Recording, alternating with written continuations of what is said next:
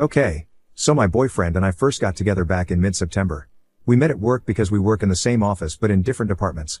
Only a few of our coworkers know about it and they know to keep it a secret. We make sure to actively avoid each other at the office so it doesn't cause any drama. He was interested in me first and I turned him down, but after he went out of his way to show me how thoughtful and sweet he was, I agreed to a date, and things quickly went from there. I'd only dated one person before him, but that was only 2 dates and things never really went anywhere, thankfully, because he was a total douchebag. He's been in a few laters before me and even had a fiancée at one point. They broke up because she cheated on him. For about the first month and a half of us dating, he was very attentive and communicative. We'd be texting almost all the time, and even though we both have busy work schedules, we'd usually go out or hang out at his place at least twice a week. He even got me a drawer at his place like 2 weeks after we began dating so I'd have a place to put my pajamas and things. He was very clearly interested in me, and honestly, one of my concerns when first getting into the relationship was that I may feel smothered at some point and would need to sit him down to let him know that I needed some space. Honestly, I wish that was my concern, because trying to get his attention nowadays feels like pulling teeth. Here's why I feel that way. He used to be really sweet to me and flirt with me a lot through text, and now the most I'm able to get out of him is the occasional Han. When we were first seeing each other, he would invite me over and invite me out and would express excitement towards seeing me. Now, I'm usually the one who has to initiate the plans, and he'll usually respond like, "Yeah, we can do that," or, "Let me check my calendar." Like, damn, do you even want to see me? I'm asking to spend time with my boyfriend, not squeezing in a effing business meeting. It makes me feel like an obligation, which I really hate. Even though my boyfriend and I usually only see each other about once a week nowadays, he joked with me one day calling me clingy. I got really upset with him about it and kind of bitched him out for it. He apologized saying it was a joke and he didn't mean it like that, but I feel like he wouldn't have made it if there wasn't a hint of truth to it. Communication is minimal nowadays, and what I do get is lackluster. We used to text continuously, having the most interesting and intellectually engaging conversations. Some sweet, some sexy, you know the drill. He's on vacation right now, and a few days ago, he texted me a good morning text around 10 a.m. and when I responded back, he kept me on read until midnight, when he finally replied back saying, "Hey, sorry, I was doing so and so all day." It only takes a few seconds to shoot a text saying you won't be on your phone for the rest of the day. I would have preferred that to feeling like I was being blown off by my boyfriend for the entire day. I feel like if he actually cared, he would have taken that into consideration. Also, I texted him asking for him to call me because I missed him after he was gone for about a week, and he just replied, "Yeah, I get it, can I call you tonight?" Then when we talked on the phone later on that night, I said, "I miss you," a few times and didn't say it back. I get that maybe it takes longer than that amount of time for some people to miss others. But when we were first dating, he once said, "Miss you," to me when we'd just seen each other the day previous. I don't get it. We're still physically involved when we do hang out, and what we do together is good, but there really isn't any build up or tease anymore. He doesn't compliment me and we don't sext. It kind of makes me feel like a friends with benefits in a way, except friends with benefits probably are more excited about seeing each other, at least. He doesn't really open up to me emotionally anymore. He used to talk to me about things that are bothering him or things that are going on personally, and he doesn't really actively bring those things up anymore. I want to be there for him, but it's hard to do so when he won't let me. I really hope that this post doesn't paint him out to be a bad guy, because he's really not. In fact, he's an incredible guy, which is why I'm with him. He's charitable and sweet, has a great love for his family and friends, and he's smart and funny. He always listens to me when I'm stressed or upset and apologizes when he messes up. And it's not like he's ashamed to be with me or anything. He introduces me to his friends as his girlfriend. Even though he has a lot of female friends, I don't think he'd cheat on me. He actually hadn't been sexually involved with anyone for about 2 years before seeing me, so I know he doesn't give in to urges and temptation like some people do. It just makes me wonder why he's acting like this. I've mentioned to him as being distant before, and he just tells me that he's sorry and that he hasn't noticed he's acting like that, then brings up 1 or 2 very temporary things that have been on his mind. I'd understand it if it had just happened for 2 weeks, but it keeps happening and is getting worse. I want to talk to him about this because I really want things to work out between us, and I don't want to end up resenting him over something that's fixable. I don't feel like I'm asking for too much. I just want to be a priority and to be shown affection. Am I just overanalyzing everything? If he was really losing interest in me, he would have just broken up with me already, right? I know that pretty much every response I'm going to get is going to say that I won't know until I ask him, but I don't know how to present this to him.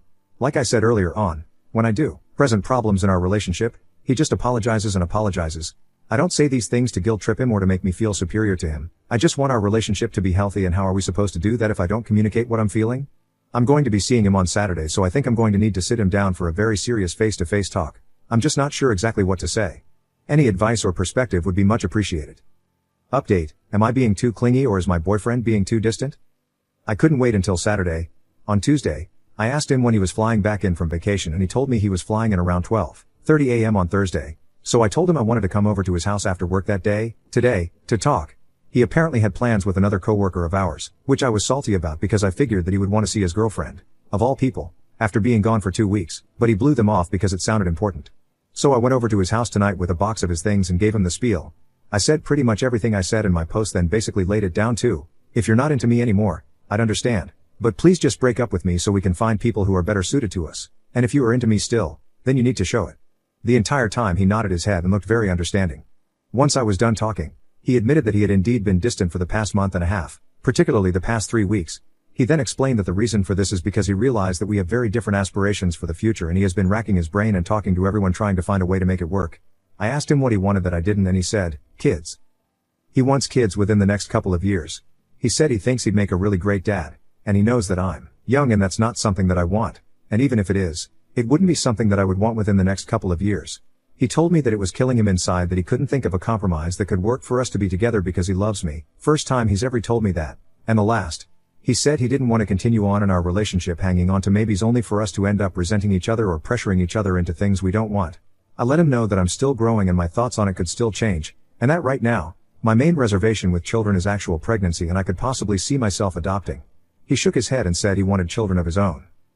He's right. We cried in each other's arms, collected my things, and discussed our boundaries at the office.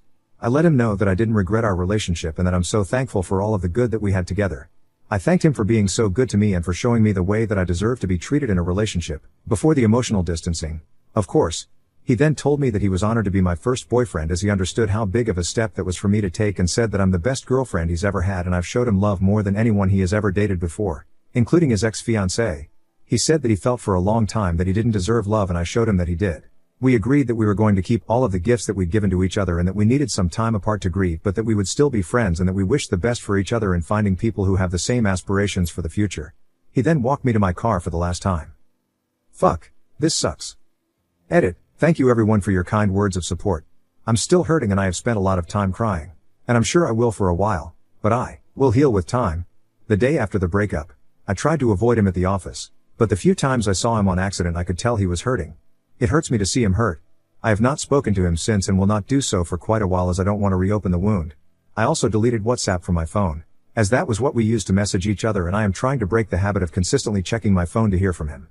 Due to some of my current life circumstances, many aspects of my life have been based off of things that would make me happy while still being feasible/convenient for other people in my life, mainly my mother, not necessarily what I truly want for myself. Before my former, I choose to refer to him as my former as opposed to my ex, because I think ex just sounds too harsh and has a negative connotation. I never would have thought marriage would be something that I'd want for myself. Now that I've been shown what a good relationship is like and what it feels like to love and be loved in return, I would really like to be married. Since I'd previously never even thought I wanted marriage, this is why I'd never really prioritized whether or not I want children. I have a bad habit of focusing on my present instead of my future.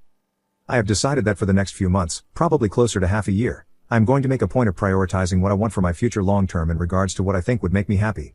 I'm going to start reflecting on if having children is something I think could be a fulfilling part of my life and if it would make me happy.